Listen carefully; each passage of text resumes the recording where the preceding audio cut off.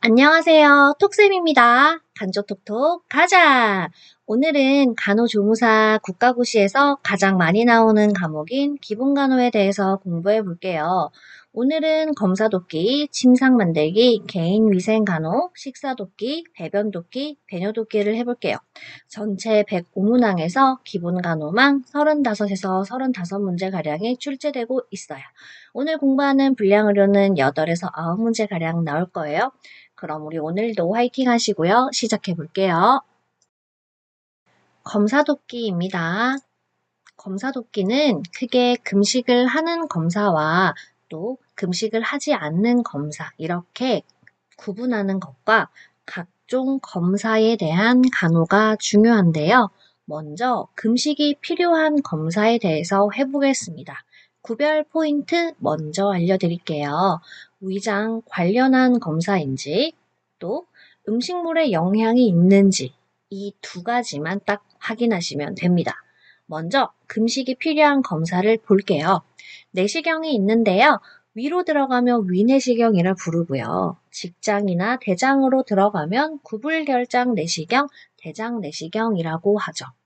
기관지 폐로 들어가면 기관지 내시경입니다. 위장 관련한 검사들은 위장을 비워야 시야가 확보되니까 장이 잘 보이니까 장을 비우기 위해서 금식을 합니다. 기관지경 검사는 왜 금식할까요? 흡인 위험성이 있습니다. 음식물이 역류해서 폐로 갈 수 있기 때문에 금식합니다. 정맥신우조형사진인데요. 정맥신우조형사진은 조형제를 혈관으로 투여해 신장을 X선으로 촬영하는 검사예요.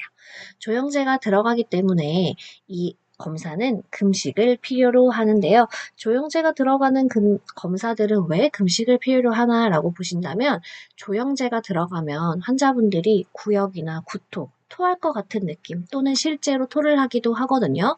그렇기 때문에 조형제가 들어가는 검사들은 대부분 금식을 한다. 이렇게 보시면 되고요. 이제 위장관 조형사진 볼게요. 위장관 조형사진은 딱 한 가지, 바륨을 딱 기억하시면 돼요. 바륨은 하얀색, 흰색, 시멘트 가루 같은 하얀 가루인데요. 그거를 위로 입으로 해서 마신 후에 X선 촬영을 찍으면 위장 모양이 보입니다. 그게 상부 위장관 조형술이고요.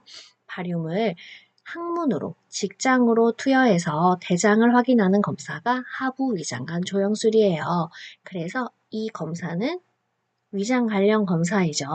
그렇기 때문에 장을 비워서 검사를 해야 하기 때문에 금식을 한다. 이렇게 포인트를 잡고요. 감기능 검사 보실게요. 감기능 검사는 혈액 검사의 종류예요. 그런데 이게 음식을 먹고 나면 수치에 영향을 주기 때문에 금식을 해야 합니다. 음식물에 영향이 있는 검사겠죠. 또 볼게요. 공복 혈당 검사입니다. 혈당은 어떻게 돼요? 식사를 하면 수치가 변화하죠. 그렇기 때문에 얘도 음식물에 영향이 있는 검사이기 때문에 금식을 합니다. 기초신진대사율 볼게요. 기초신진대사율은 마스크나 호흡기로 산소 소비량과 이산화탄소 배출량을 측정하는 검사인데요. 음식을 먹고 나면 수치에 변화가 생겨요. 그렇기 때문에 이 검사도 음식물에 영향이 있는 검사이기 때문에 금식이 필요한 검사입니다. 이렇게 구별 포인트 두 가지로 금식이 필요한 검사를 하시면 돼요. 위장 관련한 검사인지 음식물에 영향이 있는지 이렇게 보시면 됩니다. 금식이 필요 없는 검사 볼게요. 금식을 하지 않아도 되는 검사는 골밀도 검사가 있습니다. 뼈의 밀도를 보는 검사인데요. 이거는 아까 제가 말씀드렸던 것 중에 금식이 필요한 검사 구별 포인트에서 위장 관련 아니죠? 음식물에 영향도 없죠. 그러니까 골밀도 검사는 금식이 필요 없다. 이렇게 보시면 되고요. 천자 볼게요. 천자는 3종 세트 3개가 있습니다. 흉수천자, 가슴, 흉곽에 넣는 검사고요. 복수천자, 배에다가 하는 검사고요. 요추천자, 등, 허리에 하는 검사예요. 이것도 위장 관련 검사 아니고요. 음식물에 영향을 받지 않아요. 그래서 얘도 금식이 필요 없는 검사입니다. 폐기능 검사 볼게요. 폐기능 검사도 위장 관련 검사 아니고요. 음식물에 영향 받지 않아요. 금식하지 않고요. 심전도 아니죠. 위장 관련 아니고 음식물에 영향 없습니다. 검사할 때 금식이 필요 없습니다. 흉부 엑스레이. 우리 엑스레이 찍을 때 식사하셨어요? 물어보지 않죠. 흉부 엑스레이도 음식물에 영향 없고 위장 관련 검사 아니다. 이렇게 보시면 돼요. 금식이 필요한 검사와 금식이 필요 없는 검사는 구분하실 줄 알아야 돼요. 한 문제가량 정도는 출제될 가능성이 있으니까 알아두시고요. 이제 일반 검사 넘어갈게요. 먼저 혈액검사가 나오는데 혈액검사 뭘까요? 피검사죠. 바늘을 꽂고 자연스럽게 흡인합니다. 힘을 줘서 주사기를 당기면 용혈돼요. 혈구가 깨져요. 용기의 벽을 따라 흘러갈 수 있도록 체열기에 바늘을 꽂은 다음에 주사기를 비스듬히 기울입니다. 검체를 체열한 후에는 운송체계를 이용해 즉시 검사실로 운반하고요. 혈액과 시약이 섞이도록 검체를 부드럽게 흔들어 줍니다. 우리 애기들 옛날에 분유 텔 때 흔드는 것처럼 흔들어주면 좋겠습니다. 소변 검사 볼게요. 소변 검사는 일반 소변 검사와 24시간 소변 검사와 요배양염 소변 검사 이렇게 나뉘어지는데요. 일반 소변 검사는 여러분들 건강검진하러 가셨을 때 거기서 컵을 줍니다. 그래서 중간 소변 받아오세요 라고 했던 거. 그거 일반 소변 검사고요. 이거는 운송이 지연될 시에 냉장 보관을 한다. 이렇게 포인트를 잡아주시고요. 24시간 소변 검사는 제목 그대로 24시간 동안의 소변을 모으는 검사예요. 그러면 어떻게 하는지가 굉장히 자주 나오는데요. 처음에 시작할 때의 소변은 버립니다. 왜? 방광에 차 있던 소변이죠. 그 방광에 차 있던 소변은 정확히 언제 만들어졌는지 모르니까 일단은 방광을 비우고요. 우리도 새 마음 새 뜻으로 시작하는 것처럼 방광을 비우고 첫 소변을 버린 후에 그 다음 소변부터 모읍니다. 그리고 24시간이 끝나는 마지막 시간에 있는 소변도 방광에 고여있는 그 소변도 그동안 24시간 동안 모여있던 소변이니까 마지막 소변까지 모은다. 이렇게 기억해 주시고요. 중간에 소변을 다른 검사 때문에 덜어내면 안 되겠죠. 정확한 24시간 동안의 양을 확인해야 하기 때문에 중간에 소변 검사 때문에 덜어낸다거나 아니면 검사물을 쏟았어요. 그러면 처음부터 다시 시작해야 합니다. 요배양용 소변 검사 볼게요. 요배양용 소변 검사. 배양이라는 말은 어떤 것들을 배양했다라고 보시면 되는데 균을 배양했다. 균이 나오는지 확인을 해야 한다. 그래서 일반 소변 검사로는 할 수 없어요. 무균한 소변 검사를 해야 하기 때문에 인공 도뇨를 한다라고 보시면 되고요. 소변줄이 없는 분들은 단순 도뇨해서 요배양용 검사를 하거나 유치 도뇨, 소변줄을 꽂고 계신 분들은 검체 포트가 있습니다. 거기에 멸균한 주사 바늘을 꽂아서 주사기로 당긴 후에 소변 검체를 채취합니다. 대변 검사 볼게요. 대변 검사는 위장 간의 출혈 유무를 확인하는 검사인데요. 배뇨 후에 체변을 확인합니다. 소변과 섞이지 않게 하기 위해서 소변을 본 후에 대변을 체변하고요. 3일 전부터 붉은색 야채, 철분제, 육류는 피하는데요. 위장 간의 출혈과 혼동될 수 있기 때문에 피하는 겁니다. 가래 검사 볼게요. 가래 검사는 말 그대로 가래를 하는 검사예요. 침이랑 섞이면 안 됩니다. 아침 가래가 좀 더 검사가 잘 되는데요. 그런 이유는 농축된 병원체가 있기 때문에 더 정확한 검사물을 얻을 수 있습니다. 가래를 채취하기 전에는 입안을 물로 헹구고요. 검사실에 신속하게 운반합니다. 만약에 운반이 지연된다면 냉장 보관합니다. 채취통에 무균하게 받아야 합니다. 동맥혈 기체 분석 검사 볼게요. 동맥혈 기체 분석 검사는 동맥혈 피검사인데요. 우리가 그동안 병원에서 했던 검사들은 거의 대부분 정맥혈 검사입니다. 동맥혈 기체 분석 검사는 우리 몸 안에 좀 깊숙이에 있는 동맥을 찔러서 하는 검사인데요.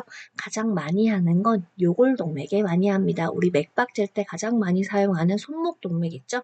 거기다가 찌르는데요. 얘는 헤파린을 통과한 주사기를 사용합니다. 헤파린은 항응고제인데요.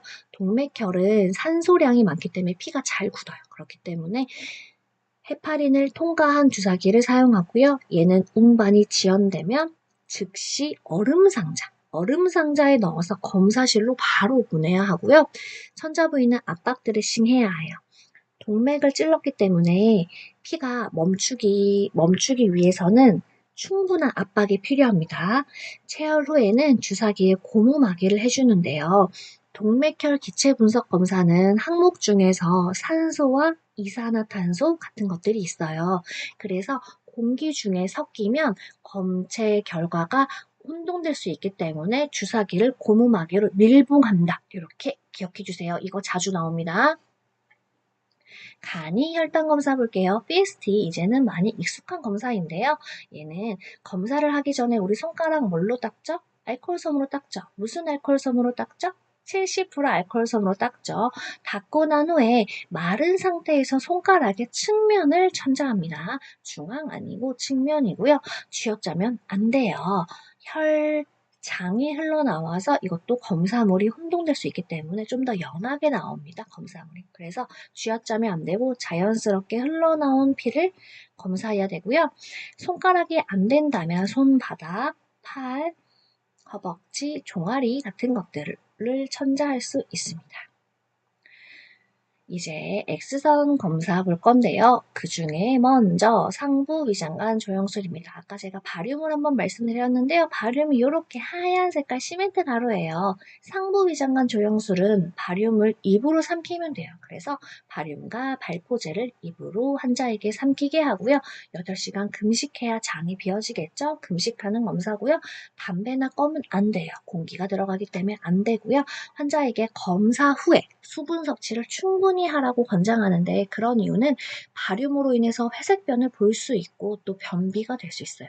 안에서 바륨이 굳으면 변이 굳어서 배출이 안 되잖아요. 그렇기 때문에 환자에게 수분을 많이 드세요라고 이야기하고요. 대변이 회색변일 수 있습니다. 라고 설명을 합니다. 하부 위장관 조영술은 동일하게 바륨을 사용하는 검사인데요. 관장으로 우리 직장, 항문을 통해서 장내에 투여합니다. 수분 섭취를 권장하는 간혹 동일하고요. 바륨으로 인해 회색변을 볼 수 있다고 설명하는 것 또한 동일합니다. 상부 위장관 조영술과 하부 위장관 조영술은 전부 바륨을 사용하고 금식을 한다. 기억해 주세요. 심전도 검사 볼게요. 심전도는 심장의 전기적인 리듬을 검사하는 건데요. 검사할 때 자세는 악마이고요. 말도 해서는 안 돼요. 안정한 후에 검사를 하고요. 흥분한 상태면 우리 어떻게 돼요? 심장이 빨리 뛰죠. 그렇기 때문에 환자가 안정한 후에 검사를 하고요. 전극을 가슴과 사지에 부착해요. 맨살 가슴에 부착하는 검사이기 때문에 가슴을 열어서 하는 검사고요. 그래서 우리 사생활 보호를 하기 위해서 스크린을 꼭 쳐야 합니다. 검사 전에 흡연과 음주, 무리한 운동이나 커피 같은 것들은 금해야 되죠. 맥박에 심장의 변화에 영향을 주기 때문에 안 된다라고 보시면 돼요. 하지만 얘는 금식을 해야 하는 검사는 아니었습니다. 네, 금식을 해서 장을 비우는 검사는 아니지만 심장, 맥박수에 영향을 미칠 수 있는 행동들은 금해야 된다라고 보시면 되고 그래서 안정을 취한 후에 검사를 한다. 이렇게 하시면 돼요. 기관지 내시경술 볼게요. 얘도 내시경, 우리 위내시경 익숙하죠? 그 기계가 기관지로 들어간다라고 생각하시면 돼요. 기관지 안을 직접 보는 검사인데요. 얘는 위장 관련 검사가 아니지만 음식물에 영향을 미칩니다. 왜? 흡이 날 수 있어요. 음식물이 다시 역류해서 폐로 들어갈 수 있기 때문에 금식을 하는 검사고요. 아트로핀을 투여할 건데 이 아트로핀은 기관지 분비물을 억제하기 때문에 투여해 줍니다. 위내시경 볼게요. 위내시경은 내시경 기구를 위로, 입으로 해서 식도를 통해 들어가서 위장을 보는 검사죠. 금식을 하는 검사고요. 위장 내에 기포를 제거하는 기포 제거제가 들어가요. 그렇게 해서 위장이 잘 보이게 하는 거고요. 환자에게 틀니가 있다면 틀니를 꼭 제거해야 되고 치과 치료 중이라면 미리 얘기를 해야 된다라고 말씀을 드리고요. 왼쪽으로 누운 상태에서 검사를 실시합니다. 우리의 위는 왼쪽으로 살짝 치우쳐져 있죠? 거기 오른쪽에 간이 있고요. 환자분께는 30분에서 40분 정도 회복한 후에 보호자와 함께 기가하는데요. 그거는 위내시경을 하는 동안 우리 마취제가 들어가죠. 그렇기 때문에 보호자와 함께 기가하도록 하고요. 당일에 식사했던 기억이 있었을 거예요. 저도 위내시경 검사 해봤는데 엄청 배고팠거든요. 그래서 검사 후에 30분에서 1시간 뒤에 가능해서 아주 맛있게 죽을 먹었던 기억이 있습니다. 대장 내시경과 직장 구불 결장술 또한 동일하게 내시경을 넣어서 하는 검사인데요. 얘도 장을 비워야 되니까 아까 제가 금식을 해야 하는 검사라고 말씀드렸죠. 그렇게 보시면 됩니다. 이제 자가공맥 영상 볼게요. 자가공맥 영상 우리에게는 MRI로 더 익숙한 검사인데요. 자석 장치에 고주파를 쏘는 검사예요. 금속 물질이 있다, 자석 물질이 있다면 전부 제거해야 되고요. 검사 전에 환자는 금식을 하는데 이것도 조영제를 사용한다면 금식을 한다라고 보시면 돼요. 시간은 20에서 60분 가량이 소요되는데요. 이 시간 동안 환자는 좁고 폐쇄된 장소에서 가만히 누워 있어야 돼요. 움직이면은 안 되거든요. 그래서 그러한 것들이 환자에게 어려울 수 있어요. 힘들 수 있기 때문에 미리 말씀드립니다. 또한 단조롭고 계속되는 소음이 막 윙윙윙윙 하는 소음이 계속 들릴 수 있기 때문에 원하신다면 귀마개를 할 수 있다 같은 것들을 말씀해 드린다 같은 걸 기억해 주세요. 이제 우리 천자 3종 세트 볼까요? 천자는 흉강천자, 복수천자, 요추천자가 있는데요.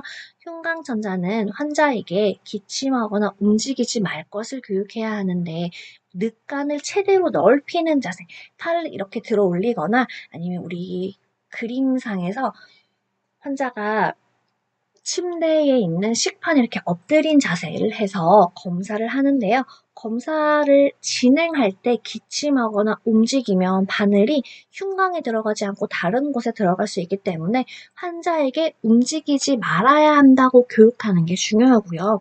검사를 시행한 후에는 환자가 측 위, 옆으로 누워서 무기폐되는 것을 방지합니다.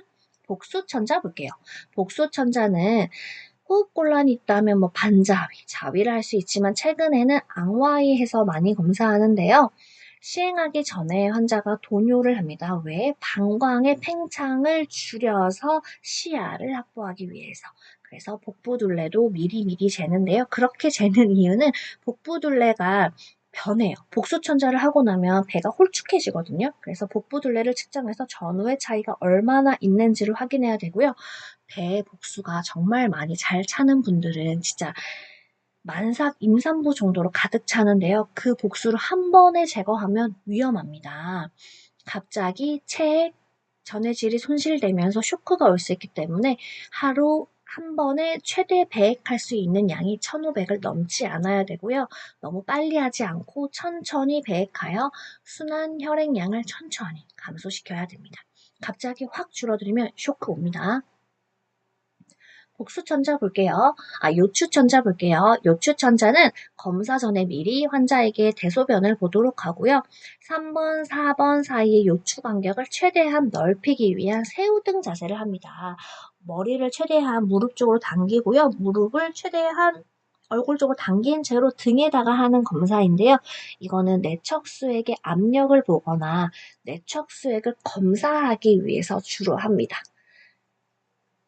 검사를 한 후에는 환자가 4시간에서 6시간 동안 안정을 해야 되고요. 경막의 상처로부터 내척수 유출을 막기 위해서 또 머리가 아파요. 통증을 감소하기 위해서 환자는 앙와이를 취해야 합니다. 남자인 경우에는 소변도 침상에서 되도록 보게 해야 합니다. 기억해 주시면 됩니다. 자, 침상 만들기 시작해 볼게요. 침상 만들기 먼저 나오는 거 빈 침상인데요. 빈 침상이요. 빈 침상 우리 언제 한번 나왔을까요? 1단원 기억나시나요? 1단원 보시면은 원무과에서 연락한 후에 처음 우리가 준비하는 침상, 환자가 입원하기 전에 준비하는 침상, 그게 빈 침상입니다. 환자가 없으니까 자리가 비어 있으니까 준비한다. 그래서 빈 침상이다. 비어 있는 자리에 침상을 준비한다. 빈 침상 이렇게 기억해 주시면 되고요. 침대 중앙에 고무포를 까는데요. 고무포를 깔 때는 머리, 어깨, 무릎, 어깨에서 무릎까지 깝니다. 정말 그렇게까지 깔 수 있어요? 요거 실습 한번 해보시면 진짜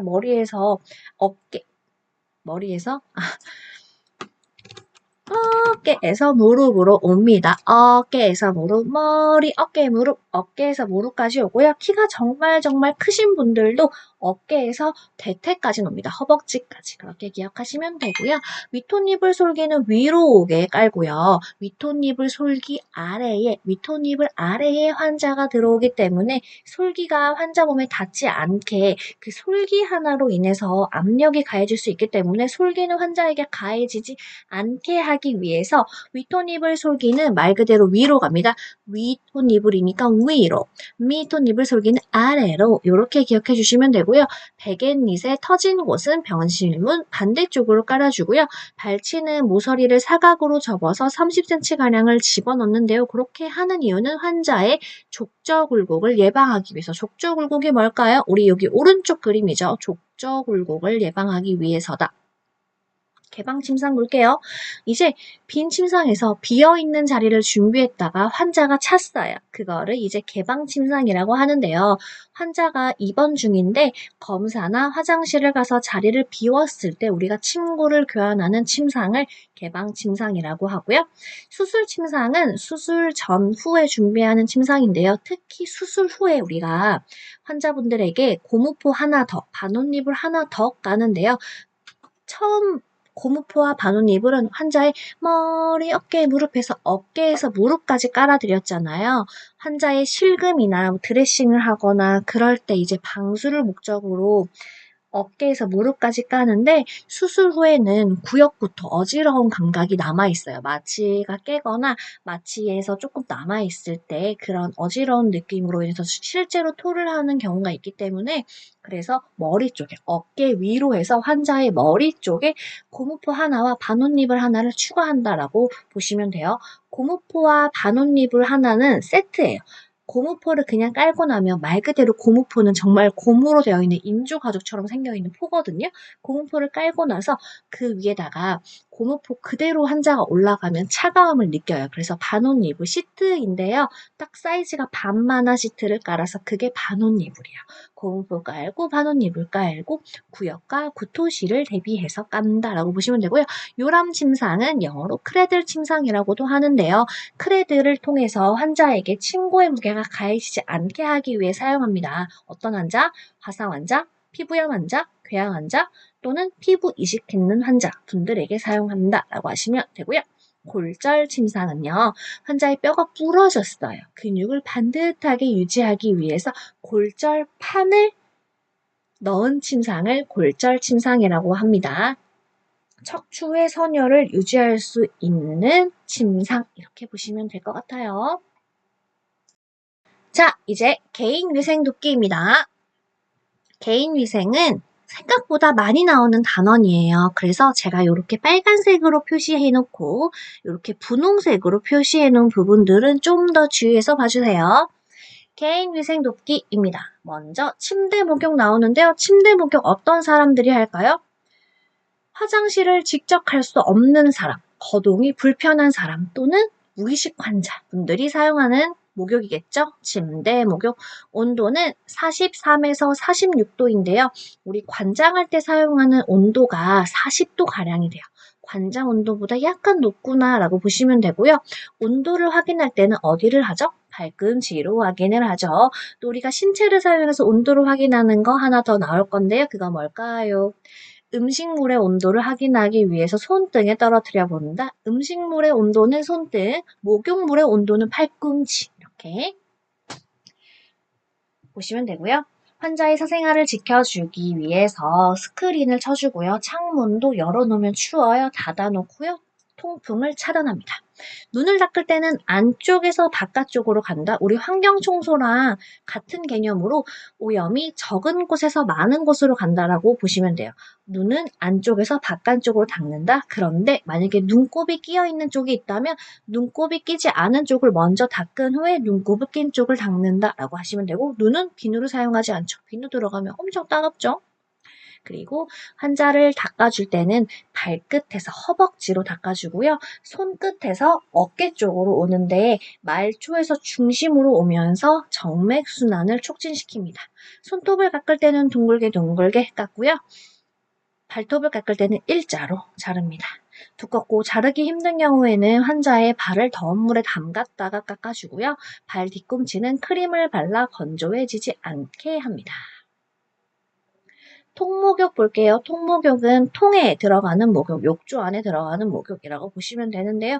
노인 환자 안에 있을 때 문 잠그지 않는다 기억해 주시고요. 20분 이상 통목욕하지 않는다 기억해 주시고요. 중간에 환자가 어지러움을 호소해요. 어지러움이 있으면 통에 물을 빼고 난 후에 환자의 머리를 수평 또는 낮추어주고 다리를 올려요. 순간적으로 순환 혈액량이 감소하면서 어지러움이 올 수 있기 때문에 하체 쪽에 있는 혈액량을 머리 쪽으로 넣어준다라고 보시면 돼요. 그래서 다리를 올리는 자세. 이 자세는 언제 또 나오죠? 쇼크일 때. 환자가 쇼크일 때 하는 자세, 쇼 포지션, 트렌들렌버그 포지션, T 포지션 모두 같은 말이죠. T 포지션 취해준다. 그런데 그냥 취하면 환자가 익사하니까 통에 물을 빼고 머리를 낮춰야 환자 머리가 물속에 빠지지 않겠죠. 반신마비 환자가 통목욕을 할 때는 건강한 쪽부터 들어가고 나올 때도 건강한 쪽부터 나옵니다. 통목욕을 할 때 아래쪽에는 미끄럼 방지용 발판을 깔아줍니다.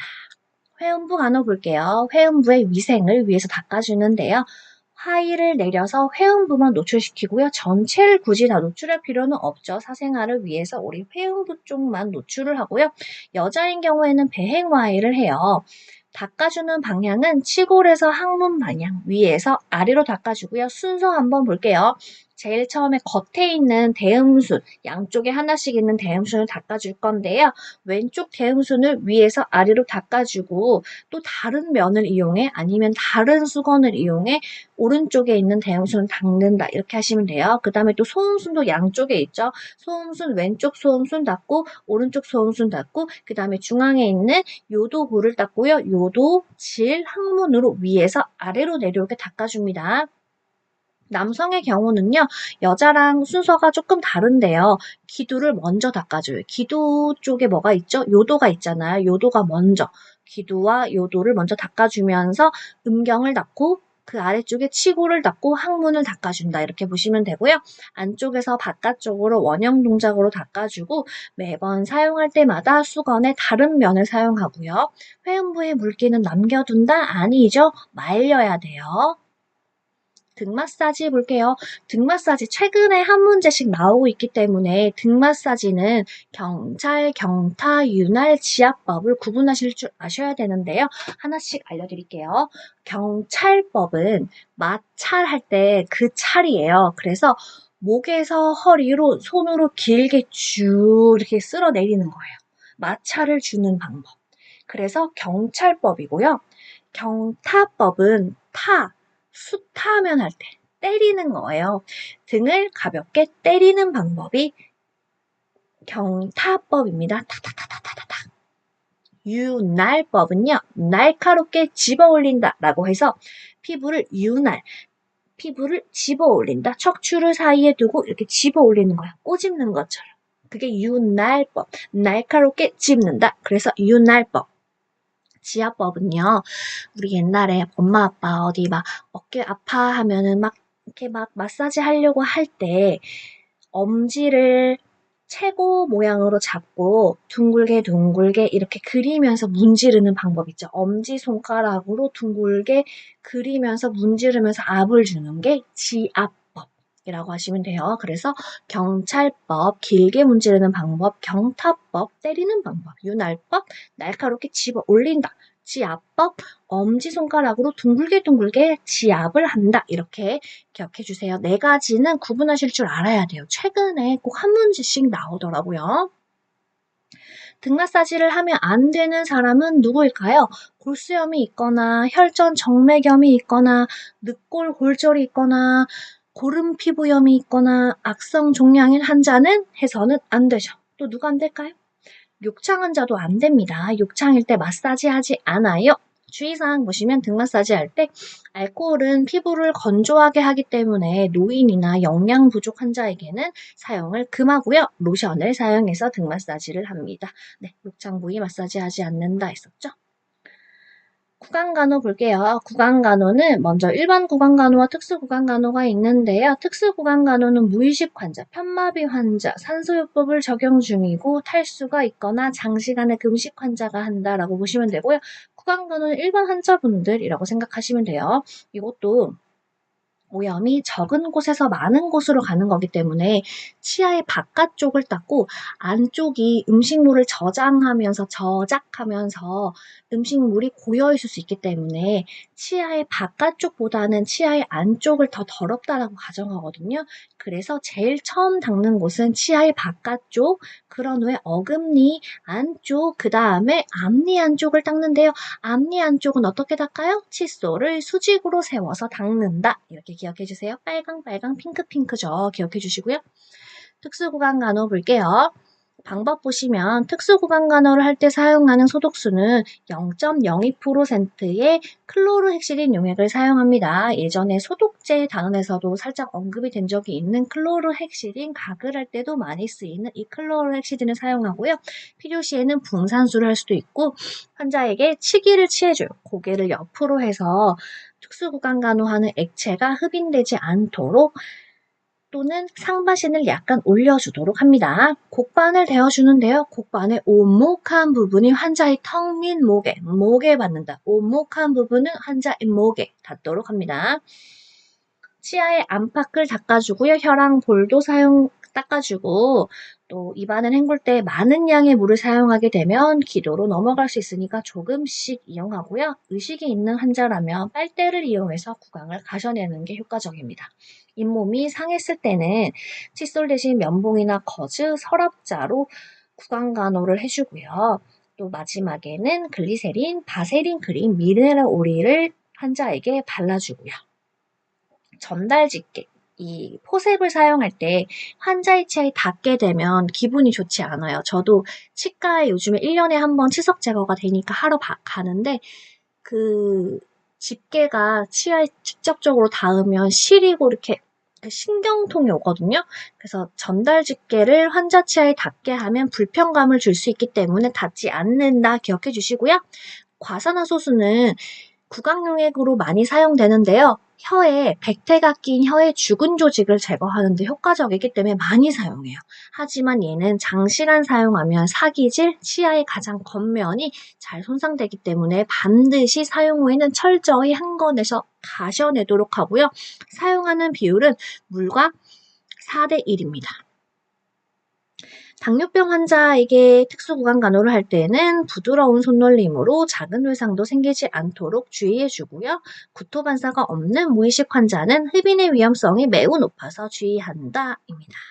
겸자가 치아에 닿지 않게 하고요. 혈액 응고장애 환자일 때는 출혈 시에 흡인될 수 있기 때문에 구강 간호할 때 측이해준다. 겸자를 입안 깊숙이 넣지 않는다까지 기억해 주시면 되겠습니다. 틀니 간호인데요. 틀니를 제거할 때 먼저 거즈나 휴지로 싼 후에 틀니를 위아래 방향으로 움직여서 뺍니다. 빼낸 틀니는 닦기 전에 세면대에 수건을 깔아놓는데요. 우리가 틀니를 닦다가 이게 미끄러워서 놓칠 수 있어요. 그럴 때 미리 세면대에 그 전에 수건을 깔아놓으면 떨어져도 파손되지 않게 하기 위해서, 파손을 예방하기 위해서 수건을 깔아놓고요. 흐르는 찬물에서 세정제와 칫솔을 이용해 닦고요. 치약 안 됩니다. 틀니는 변형 예방을 위해서 깨끗한 컵에 찬물을 부어서 축축한 상태로 덮어두어요. 뜨거운 물 사용하면 틀니 모양이 변하게 돼서 찬물을 사용하고요. 또 마른 상태에 두면 말라서 변형돼요. 그렇기 때문에 물에 찬물, 미온수에 넣어서 뚜껑을 닫아 놓습니다. 무의식 경련 환자의 경우에는 틀니가 기도로 넘어갈 수 있기 때문에 틀니를 반드시 빼놓는다까지요. 두발 간호 볼게요. 두발 간호는 두피와 모발의 청결과 두피의 혈액순환을 증진시키기 위해서 하는 건데, 수건을 말아서 목에 대어주는데 목을 과도하게 신전되지 않게 하고요. 환자의 눈과 외이도에 비눗물이 들어가지 않게 작은 수건을 덮어줘요. 우리도 미용실 가면 머리 감아주실 때 수건 덮어주시죠. 손가락 끝으로 두피를 문지르고요. 손톱을 사용하지 않아요. 그러면 두피에 손상을 줄 수 있기 때문에 손가락 끝을 사용하고 손톱은 안 됩니다. 거울물로 반복해서 헹궈내고요. 샴푸액이 남아있지 않게 하고, 또 수건과 건조기를 이용해 습기를 완전히 말려주세요. 머리카락이 엉켰을 때는 두피 쪽 가까이에 있는 머리를 붙잡고 끝으로 내려가서 머리카락을 조금씩 분리한다. 그다음에 오일이나 알코올을 약간 적신 후에 빗질해서 빗고요. 침대 높이는 허리 높이로 합니다. 누구 허리 높이? 우리 높이예요. 우리 간호 조무사 허리 높이로 올려주고요. 세발할 때는 따뜻한 물로 머리를 헹궈주고 환자의 동의를 받고 시행합니다. 혈액이 묻어있는 경우에는 과산화수소로 닦고 헹군다까지 봐주시면 되겠습니다. 자, 이제 식사 돕기 가겠습니다. 식사 돕기는 일상적으로 하는 식사 돕기와 편마비 환자의 식사 돕기, 그리고 위관을 이용한 식사 돕기 이렇게 나눠져 있는데요. 먼저 일상적인 식사 돕기 보겠습니다. 생각보다 기출 문제가 많이 나오는 단원이에요. 집중해 주시고요. 가겠습니다. 일상적인 식사 돕기. 환자의 식욕 촉진을 위해서 식사 전에 입안을 물로 헹궈준다고요. 환자는 가능한 한 앉아 있도록 하는데 고개를 살짝 앞으로 하는 자세를 취합니다. 고개를 살짝 앞으로 해야 식사가 편안하게 이루어지는데 그런 이유는 우리 앞쪽에 기도가 있고요. 살짝 뒤쪽에 식도가 있어요. 고개를 앞으로 살짝 숙이는 자세에 조금 굴곡이 들어가죠. 고개가 살짝 앞으로 하는 자세는 기도가 조금 눌리면서 식도가 열리는 자세예요. 그래서 삼킴이 쉬워지기 때문에 고개를 살짝 앞으로 반듯하게 앉아서 우리 어릴 때 어른들이 똑바로 앉아서 밥 먹어 이런 거 많이 하셨잖아요. 다 이유가 있습니다. 그렇게 해야 음식이 흡인되지 않고 잘 넘어가요. 일어날 수 없는 환자는 옆으로 눕는다. 네. 최대한 앉는 자세가 좋지만 안 되면 옆으로라도 누워서 하고요. 식사 전에 환자에게 불쾌한 시술이나 드레싱을 금지합니다. 그러면 식욕이 떨어져요.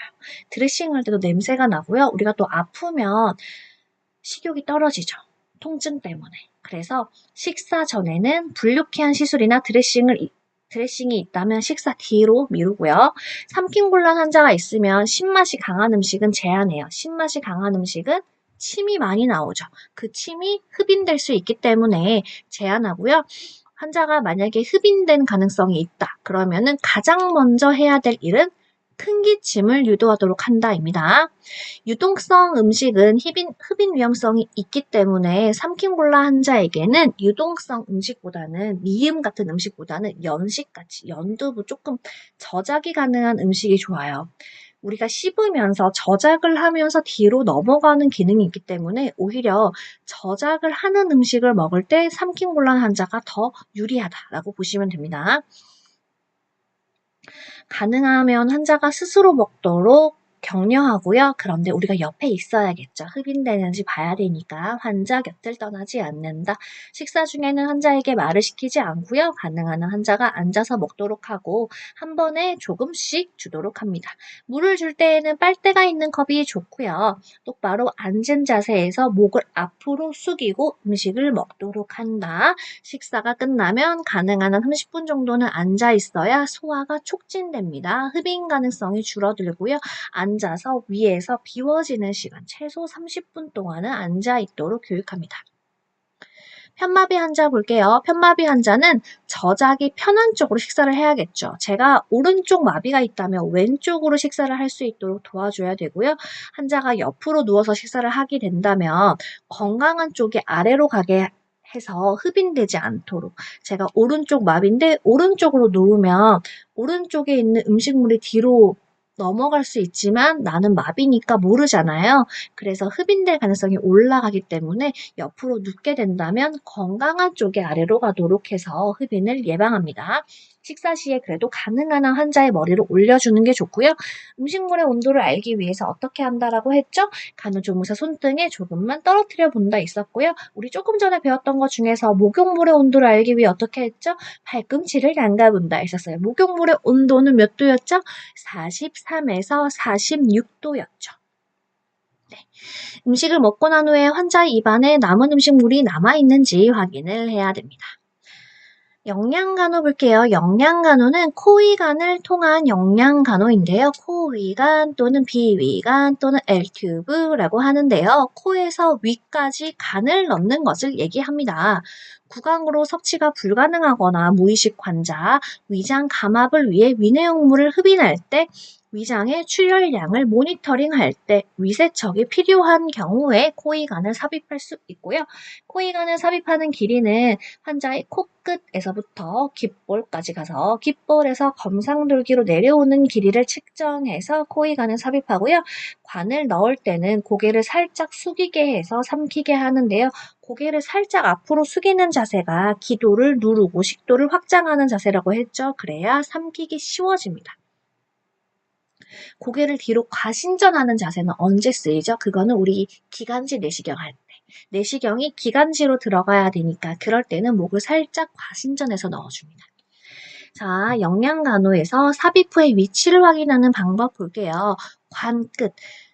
코에 관을 넣은 후에 나와 있는 관의 끝을 물그릇에 넣었을 때 공기방울이 생기는지 확인합니다. 공기방울이 생기면 위가 아니라 기관에 들어갔다, 잘못 들어갔다 라고 보시면 되고요. 또 검상돌기 끝부분에 청진기를 대고 그 다음에 관 끝에 공기를 조금 넣어요. 그런데 콸콸 소리가 들리는지 확인을 합니다. 그러면 위에 잘 삽입되었구나 라고 보시면 되고 또 관 끝에 주사기를 연결해서 주사기를 당겨봅니다. 그런데 흡인을 했는데 위내용물이 나왔어요. 그러면 위에 잘 삽입됐구나 라고 위치를 확인할 수 있고요. 코이관 환자의 영양 방법 볼게요. 영양을 하기 전에 환자는 45도가량은 높여서 눕게 합니다. 반자위를 취해주거나 파울러 자세 같은 말이죠. 파울러 자세를 하게 하고요. 주기 전에 위내용물을 흡인해 봅니다. 그런데 흡인한 내용물이 250ml 이상이면 소화지연, 공복지연으로 봐서 영양을 하지 않고요.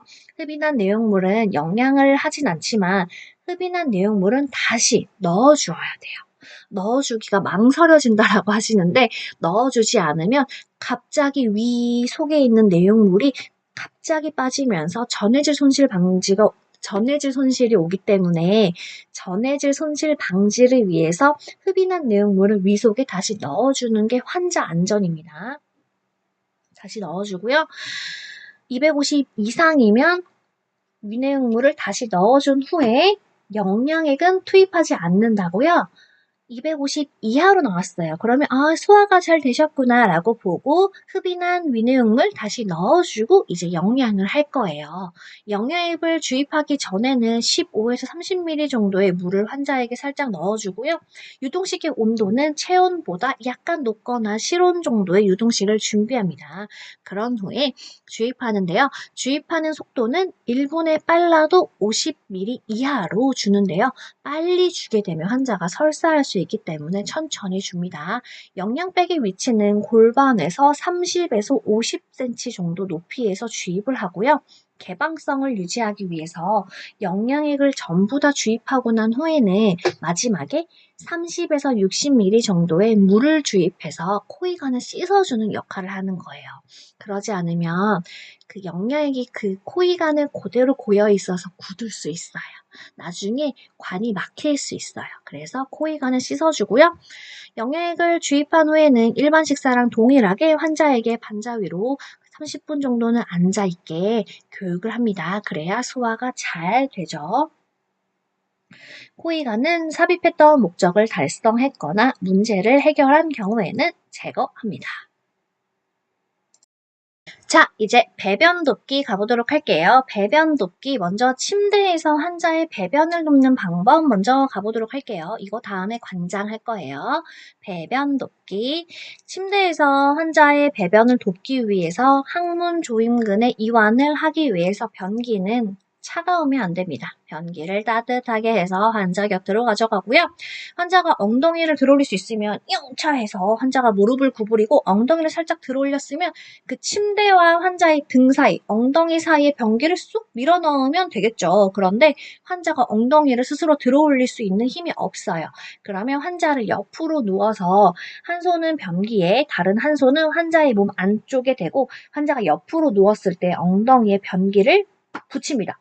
그런 다음에 환자가 바로 누우면 환자의 엉덩이 아래에 변기가 깔려 있겠죠? 그렇게 대어주는 거고요. 납작하고 둥근 부분이 환자의 엉덩이에 대고 조금 살짝 높으면서 뾰족한 부분이 환자의 발치, 침대 발치를 향하도록 해서 변기를 대어줍니다. 그런 후에 금기간이라면 머리를 30도 정도 상승해 주고요. 변기를 사용한 후에는 변기는 찬물로 씻어요. 왜? 단백질 응고되니까 찬물로 씻고요. 비눗물이나 소독수로 소독해 건조시킵니다. 변기는 눈에 띄지 않는 적절하게 정해진 장소에 두어야 됩니다. 장소를 계속 옮기면 새벽이나 밤에 화장실 가다가 넘어질 수 있어요. 위치를 찾다가. 그래서 정해진 장소에 두긴 해야 하는데 또 너무 환자와 긴밀한 장소에 있으면 환자가 병실에서 식사도 하기 때문에 변기가 너무 눈에 보이면 식욕이 떨어지죠. 그렇기 때문에 변기는 눈에 띄지는 않지만 또 적절하게 항상 정해진 그 위치에 있어야 합니다. 변기는 사용 후에 철저히 씻어서 말리고요. 씻어서 말려야지 안 그러면 바로바로 냄새 나죠. 씻어서 말리고 주기적으로 소독하는데 소독은 보통 24시간에 한 번 정도 한다. 24시간에 한 번 이상 한다. 이렇게 아시면 되고요. 관장 볼게요. 관장의 종류 먼저 보시면 배변 관장, 윤활 관장, 구풍 관장, 정체 관장이 있는데요. 하나씩 보시면 배변 관장은 말 그대로 배변을 유도하는 관장이에요. 환자 장에 연도 운동을 촉진해서 배변을 유도하는 게 배변 관장이고요. 윤활 관장은 말 그대로 윤활, 글리세린 같은 변을 부드럽게 하는 용액을 넣어서 변을 배출하는 게 윤활 관장이고요. 구풍 관장은 풍이 뭐죠? 바람이죠. 장내 가스 배출. 그래서 가스 배출을 한다. 그러면 풍관장이라고 기억해 주세요. 장내 가스 배출과 복부 팽창을 경감하기 위해 하는 관장은 가스, 바람, 풍풍풍, 구풍관장 이렇게 우유와 당미를 사용하거나 글리세린과 마그네슘 용액을 혼합해 사용할 수 있습니다. 정체 관장은 장내에 정체시키는 관장인데요.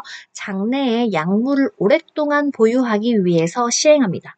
검사를 위해서 할 수 있는 관장이기도 한데요. 먼저 바륨 관장, 우리 조금 전에 배웠죠. 하부 위장관 조영술 할 때 대장으로 바륨을 넣어서 X선으로 잘 보이게 하기 위해서 하는 관장, 그거 바륨 관장, 검사를 위한 관장, 바륨 관장이었고요. K 엑살레이트 관장과 칼리메이트 관장은 둘 다 포타슘, K, 칼륨을 배출하기 위한 관장이에요. 전부 같은 말이죠. K, 포타슘, 칼륨을 대변으로 배출하기 위해서 하는 관장. 이런 것들은 약물을 오랫동안 보유하기 위해서 시행하는 관장이 되겠는데요. K-엑살레이트 관장은 나트륨을 사용한 관장으로서 양이온 교환수지, 나트륨을 넣어서 포타슘 K가 나오게 하는 관장이고요. 칼리메이트 관장은 칼슘을 사용한 용액으로서 칼슘이 들어가고 같은 양, 이제 동일하게 양이온인 칼륨을 배설시키는 관장에서 둘 다 칼륨을 배설시킨다. 이 정도만 기억해 주시면 되고요.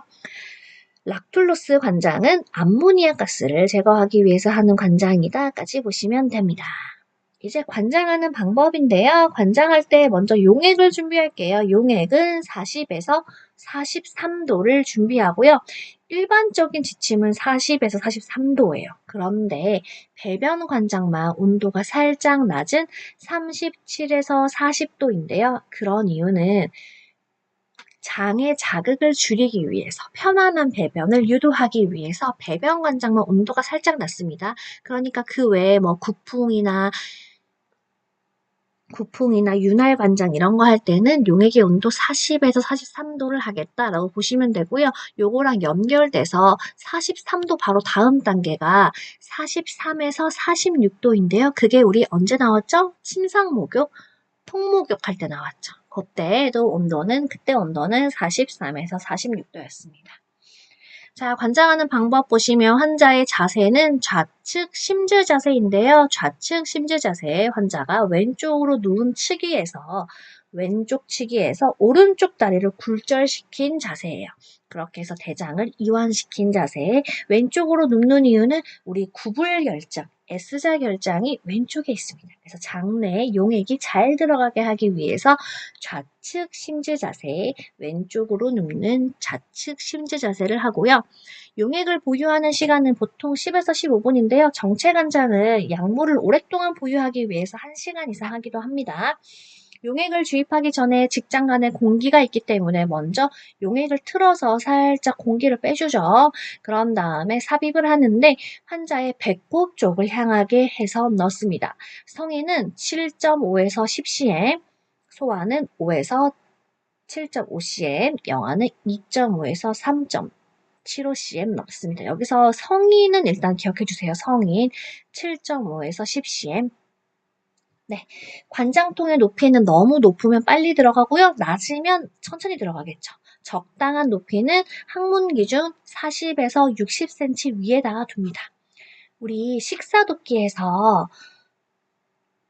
영양통의 높이가 얼마였는지 혹시 기억나시나요? 조금 전에 했었는데 그거는 30에서 50cm 위였죠. 관장은 조금 더 높아요. 40에서 60cm. 환자에게 직장관을 넣기 전에 환자분 배에 힘을 주지 말고 아 하면서 입을 벌려서 숨을 쉬세요. 그렇게 해야 복부 근육의 긴장이 예방되고 신체가 이완됩니다.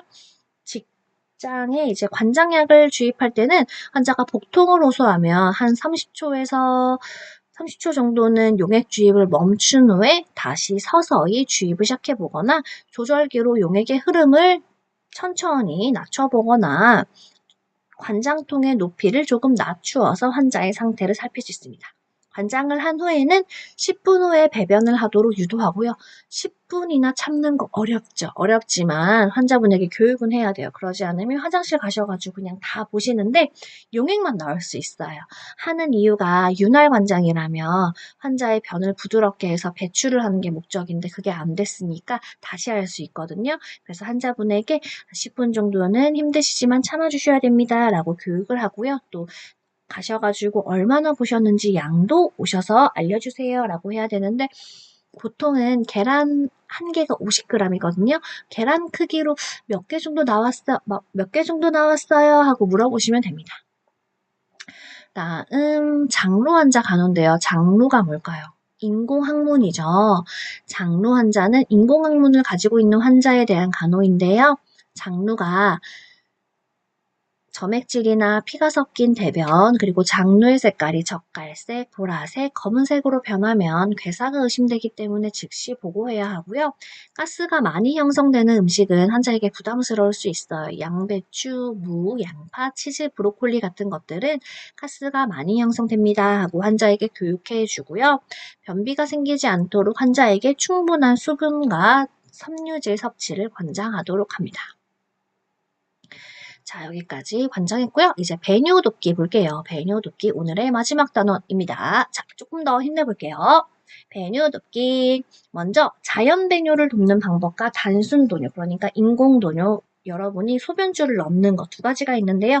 최대한 환자에게 자연 배뇨를 도모하는 게 제일 좋고요. 자연 배뇨를 도모하는 방법은 환자에게 물 흐르는 소리를 들려준다. 우리 애기들 배변 흘려야 때 화장실 가서 쉬, 쉬 이런 거 해보셨죠? 해보셨거나 어릴 때 들어보셨거나 그래서 물 흐르는 소리를 들려주는 게 배뇨가 잘 된다라고 보시면 되고요. 따뜻한 변기를 데워줄 수 있고 환자에게 되도록이면 소변 보는 자세를 금기가 아니라면 취해주도록 합니다. 갑자기 우리가 늘 소변 보던 자세가 아닌 자세에서 소변을 보려면 소변이 잘 안 나와요. 우리가 이완이 된 자세에서 소변을 봐야 잘 나오거든요. 긴장되면 소변이 안 나옵니다.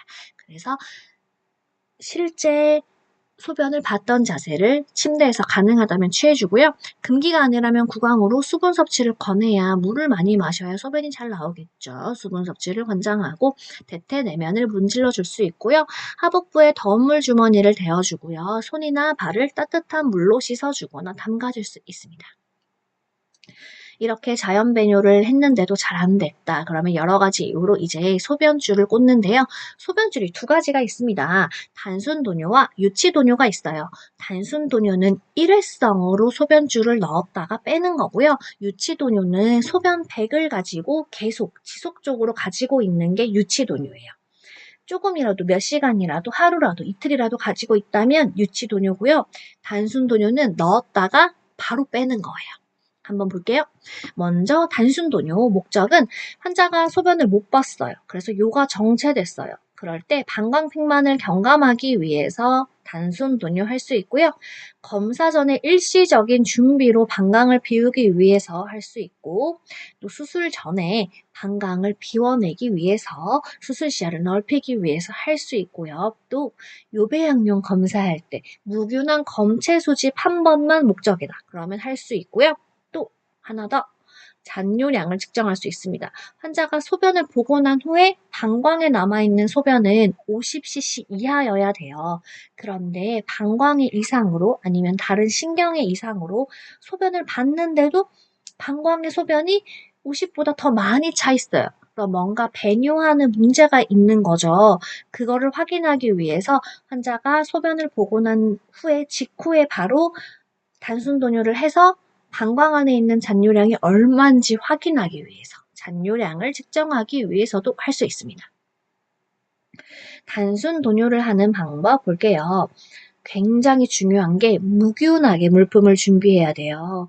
병원에서 일어나는 감염 중에 가장 높은 감염이 이 소변줄로 인한 환자의 인공도뇨 관삽입으로 인한 방광염이 생각보다 엄청 많거든요. 그래서 무균하게 물품을 준비하는 것에 철저해야 합니다. 또 환자를 확인하고요. 프라이버시를 보호하고요. 왜? 회음부가 노출되니까 스크린을 꼭 쳐드려야겠죠.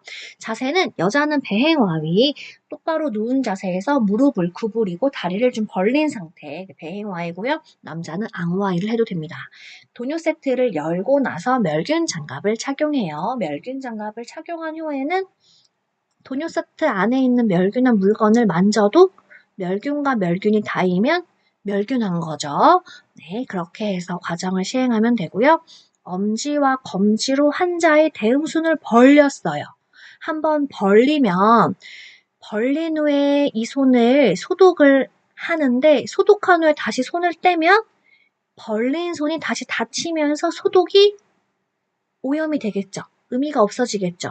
그렇기 때문에 엄지와 검지로 지금 대음순을 한번 벌리면 관이 들어갈 때까지는 손을 유지해야 합니다. 손을 벌리고 이제 소독할게요. 대음순 왼쪽, 오른쪽, 왼쪽 닫고 손 버리고 오른쪽 닫고 손 버리고 솜순 왼쪽 닫고 손 버리고 오른쪽 닫고 손 버리고 요 도구의 순서로 소독을 하고요.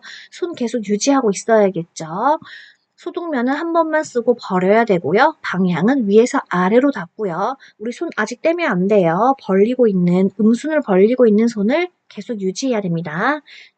도뇨관을 잡고 환자에게 무해한 수용성 윤활제를 바르고요. 우리 몸은 대부분 물로 이루어져 있기 때문에 수용성, 물에 녹는 윤활제를 사용합니다.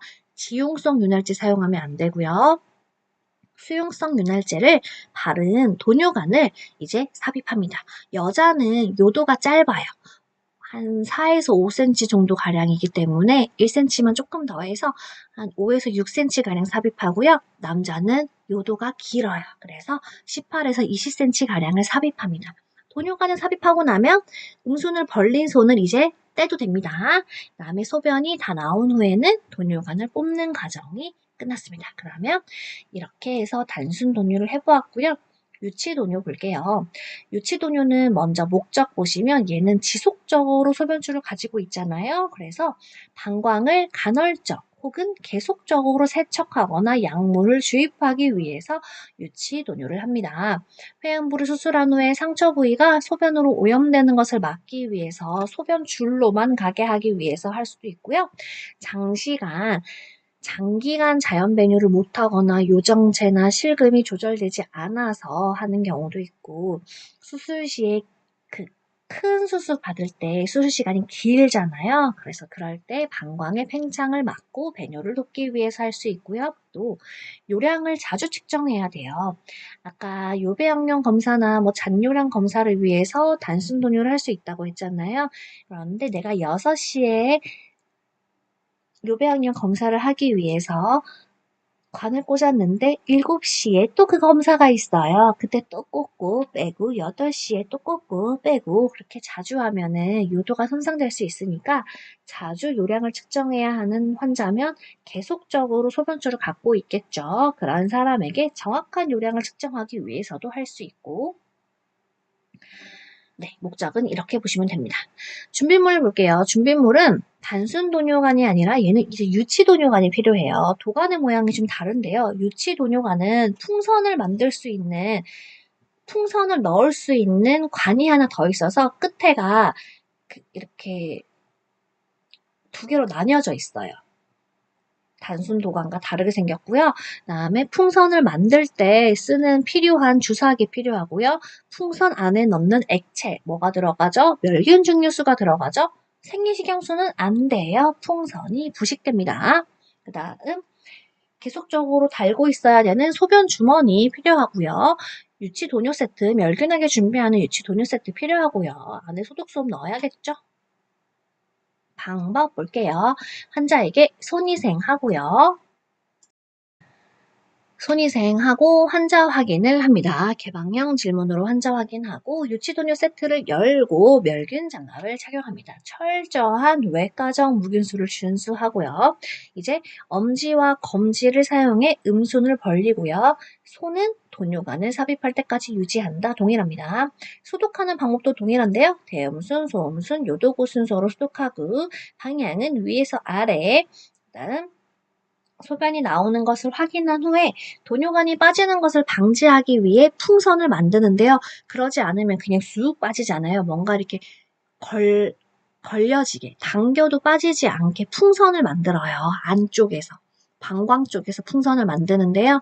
풍선을 만드는 방법은 주사기를 풍선 만드는 구에다 넣고 멸균 증류수를 넣으면 돼요. 관마다 넣을 수 있는 증류수의 양이 정해져 있거든요. 대부분 성인에서 많이 사용하는 게 16프렌치를 사용하는데 멸균 증류수는 5cc 정도라고 되어 있는 제품들이 많을 거예요. 5cc 정도 넣고 그 다음 도뇨관을 살짝 당겨서 이렇게 걸리는지 방광 안에 잘 있는지 확인하고요. 그 다음에 반창고로 도뇨관을 대퇴부에다 딱 붙여서 고정을 합니다. 소변 배액 주머니는 항상 방광보다 아래에 두어야 되는데요. 소변 배액 주머니를 위로 들어올리면 어떻게 돼요? 얘는 수액도 아닌데 소변 배액 주머니에 고여있던 소변이 다시 방광으로 들어가면 우리 방광도 되게 무균한 장인데 방광이 오염되겠죠. 한번 나와서 오염된 소변이 다시 들어가면 방광염이 올 가능성이 높아지겠죠. 그러니까 항상 소변 배액 주머니는 방광보다 아래에 두고요. 침대에다가 매달아요. 침대 틀에 매달고 난간 안 돼요. 난간은 또 이렇게 열었다 다시 닫았다 움직이니까 침대 난간이 아니라 침대 틀에 고정하고요. 또 그런 게 병실 바닥에 닿지 않도록 병실 바닥에 닿여 있으면 감염원이 병실 바닥에 퍼져 있는 감염원이 소변 배액 주머니를 타고 환자에게 요로 감염이 일어날 수 있기 때문에 바닥에는 절대 닿지 않도록 합니다. 네, 그리고 주의사항 볼게요. 주의사항에서 도뇨관을 잠그지 않고요. 잠그면 어떻게 돼요? 요도를 통해서 방광에 지금 소변줄이 들어가 있는데 도뇨관을 잠그면 방광에 소변은 차는데 배출이 안 되니까 방광이 팽만하게 되겠죠. 일정 팽만이 지나면 방광에 손상이 오겠죠. 그렇기 때문에 도뇨관은 잠그지 않고요. 배액이 잘 이루어질 수 있게 항상 꼬여있지 않은지 꺾여있지 않은지 확인해 주셔야 되고요. 폐쇄형을 유지하고 깨지거나 찢어지면 안 돼요. 또 깨지거나 찢어지면 그 틈을 통해서 병원 감염원이 들어갈 수 있으니까 조심해 주시고요. 소변 배액 주머니는 항상 4분의 3 이상은 채우지 않아요. 너무 가득 채우지 않고 4분의 3 되기 전에 비워주고요. 항상 방광의 위치보다 아래에 놓고요. 유치도관은 가능한 한 빨리 제거합니다. 그래서 비뇨기 감염합병증에 주의해야 되고요. 유치도뇨관을 제거한 후에는 환자에게 스스로 화장실에 가서 배뇨를 하셔야 된다라고 교육을 해요. 그런데 제거 후 6시간이 지나도 자가 배뇨가 안 되면 다시 소변줄을 넣어야 될 수 있어요. 자가 배뇨 시스템에 문제가 없는지 확인을 해야 하니 소변 배액 주머니를 빼고 나서 6시간 이내에는 꼭 확인해 보셔야 돼요. 제거를 할 때는 우리가 만들었던 풍선을 다시 제거해야겠죠. 주사기를 사용해서 증류수를 빼낸 후에 도관을 뽑으면 되고요. 소변에서 나오는 색깔, 냄새, 부종, 분비물 같은 양상을 사정해 기록할 수 있습니다.